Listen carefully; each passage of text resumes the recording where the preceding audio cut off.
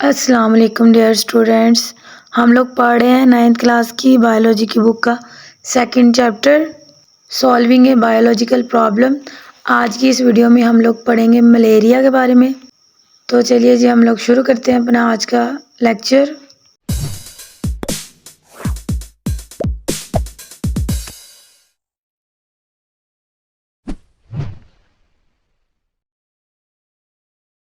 Malaria. What is the origin of malaria? It was thought that the stagnant water of marshes poisoned the air, and as a result of breathing in this bad air, people got malaria. पुराने लोगों का ख्याल था कि मतलब जो मार्शिस यानी दलदली इलाके हैं उनमें खड़ा हुआ गंदा पानी हवा को जहरीला कर देता है और फिर उस गंदी हवा में सांस लेने से लोगों को मलेरिया हो जाता है। This belief leads to the name of disease malaria. इसी बात को बुनियाद बनाकर इस बीमारी को मलेरिया का नाम दिया गया। The word malaria is a combination of two Italian words. The Italian word mala is for bad and aria is for air. Malaria दो इटालियन वर्ड्स का कॉम्बिनेशन है।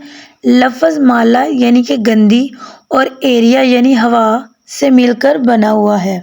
चूँकि उस वक्त लोगों का ख्याल था कि मलेरिया गंदे पानी की वजह से हवा जो गंदी हो जाती है उस गंदी हवा में सांस लेने की वजह से होता है, इसलिए इसको क्या नाम दिया गया मलेरिया यानी कि माला एरिया गंदी हवा, ये सांस लेने से पैदा होने वाली बीमारी। What is the importance of quinine? How was it discovered?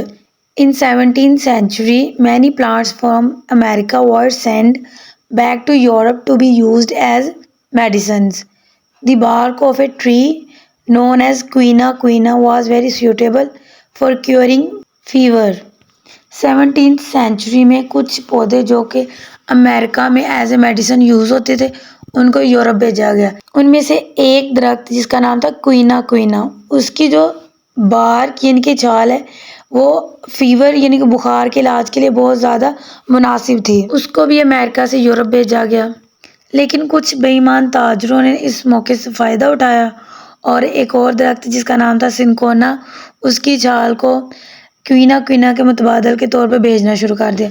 क्योंकि क्वीना क्वीना और सिनकोना जो है ना, इन दोनों पौधों में बहुत ज़्यादा रिजेम्बलेंस पाई जाती थी, लेकिन उन ताजरों की जो ये डिसऑनेस्टी थी ना, ये इंसानियत के लिए बड़ी फ़ायदेमंद साबित हुई। सिनकोना की जो बार है वो मलेरिया के ट्रीटमेंट के लिए बहुत ज़्यादा फ़ायदेमंद साबित हुई, क्योंकि सिनकोना की बार्क में एक केमिकल पाया जाता है जिसका नाम है क्विनीन, और ये मलेरिया के ट्रीटमेंट में बहुत ज़्यादा इफ़ेक्टिव प्रूव हुआ था। नेक्स्ट टॉपिक है steps involve in biological method taking as an example. Biological method के तमाम स्टेप्स को हम लोग मलेरिया के एग्जाम्पल के साथ देखते हैं कि इनको कैसे अप्लाई किया जा सकता है किसी भी प्रॉब्लम को सॉल्व करने के लिए।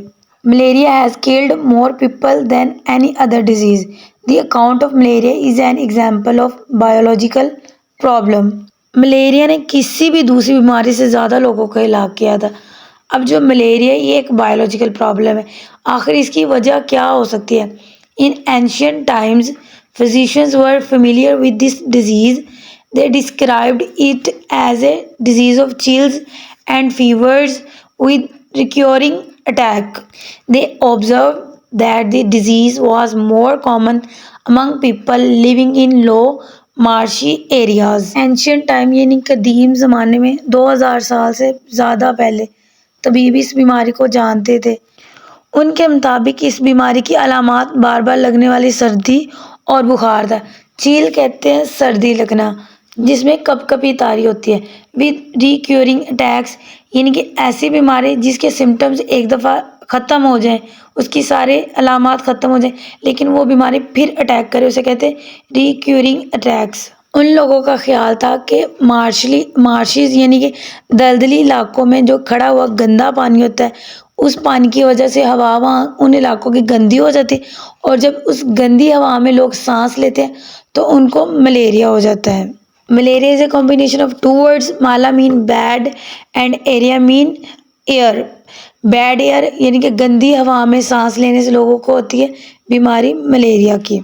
पहला स्टेप था recognition of biological problem. Biological problem की पहचान करना। अब हमें अपना मसले की पहचान होगी, हमें पता चल गया हमारा क्या मसला है, मलेरिया। नेक्स्ट स्टेप है ऑब्जर्वेशंस। ऑब्जर्वेशंस बनाने के लिए हमने पढ़ा था 5 सेंसेस यूज़ की जाती। यहाँ पे 5 सेंसेस को यूज़ करके 4 मेजर ऑब्जर्वेशंस बनाई गई थी। 4 major observations about malaria. Malaria and marshy areas have some relation. Quinine is an effective drug for treating malaria. Third, drinking the water of marshes does not cause malaria. Fourth, plasmodium is seen in the blood of malarial patients. Malaria और दलदली इलाके यानी कि जो नीचे होते हैं जहाँ पे पानी खड़ा होता है, उन इलाकों में कुछ ना कुछ रिलेशनशिप पाया जाता है, कुछ ना कुछ ताल्लुक है। मलेरिया के इलाज के लिए मौसर दवा क्विनीन है। थर्ड है दलदली इलाकों का खड़ा पानी पीने से मलेरिया नहीं होता। फोर्थ वन था मलेरिया में मुब्तला मरीज के खून में प्लाज्मोडियम देखे गए। बायोलॉजिकल प्रॉब्लम जो कि है मलेरिया, उसको सॉल्व करने के लिए पहले स्टेप में 4 ऑब्जर्वेशंस बनाएगी। ऑब्जर्वेशन के बाद जो नेक्स्ट स्टेप है वो फॉर्मुलेशन ऑफ हाइपोथेसिस की तश्कील करना। उसमें हम लोग पढ़ेंगे दी hypothesis made regarding malaria was. 4 मुशाहदात की रोशनी में एक हाइपोथेसिस बनाया गया, वो क्या था, Plasmodium is the cause of malaria. Malaria की वजह प्लाज्मोडियम है। ये एक हाइपोथेसिस यानी कि एक मफरूज़ा कायम किया गया था, ये एक बात फ़र्ज़ की गई थी। नेक्स्ट स्टेप है deductions. Following deduction is drawn from the above mentioned hypothesis. Hypothesis को यूज़ करके एक डिडक्शन बनाई गई थी।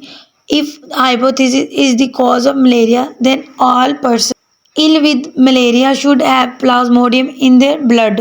डिडक्शंस क्या था, expected results from the hypothesis, logical conclusions from the hypothesis.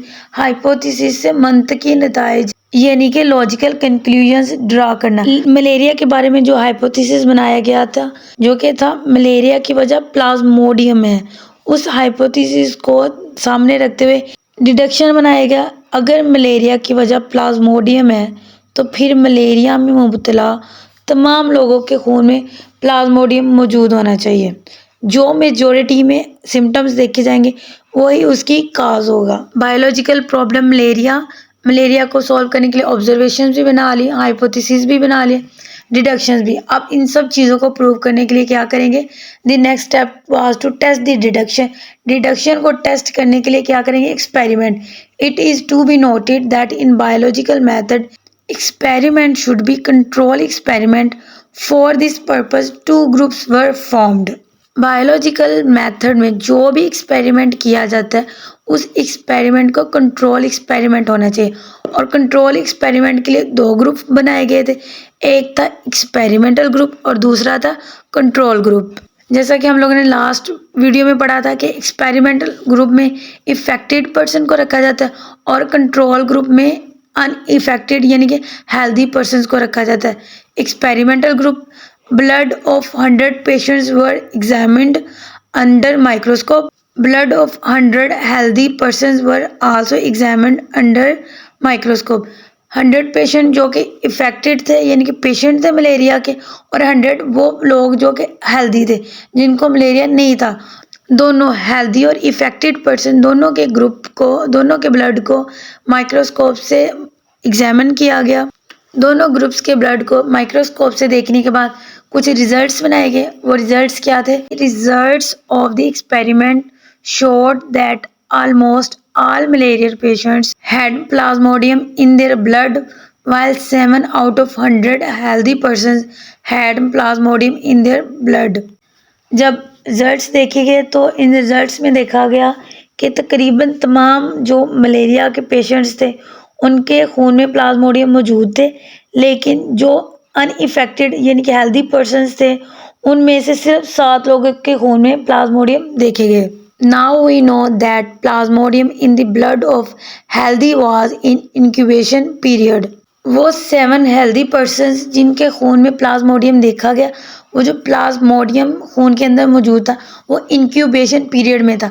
अब इंक्यूबेशन पीरियड क्या होता है, the period between the entry of parasites in the host and appearance of symptoms.